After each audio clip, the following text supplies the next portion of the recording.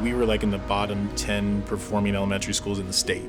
We have about 75% free and reduced lunch, and emerging bilinguals were about 41%.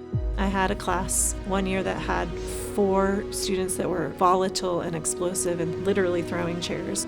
You had talented teachers that were just overwhelmed. I knew immediately it was a resource issue.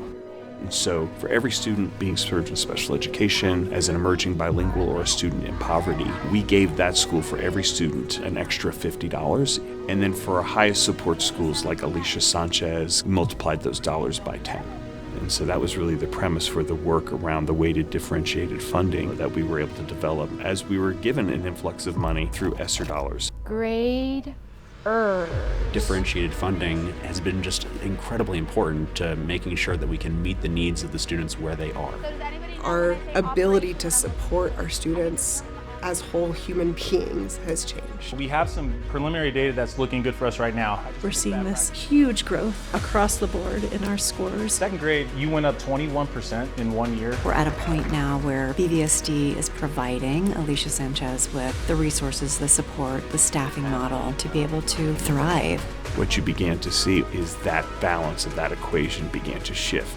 When that school performance framework comes out and I open it up, it's like greens and blues. It's possible. I don't know, I think it was almost to tears. It's hard not to get emotional. It's incredible. So yeah, that performance category was just amazing. Knowing that the weighted differentiated funding that we've provided has given them the support that they've needed, and watching them go from one of the lowest performing schools to one that's being recognized by the governor amidst the pandemic, I couldn't be more proud.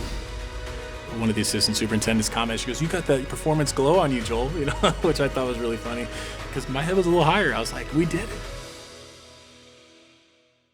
it. It comes to this idea of hope and belief. We all need to believe in public education. It is what can make the difference in our society and in our country. But it's the hope. And my hope is that stories like Sanchez bring that back for folks.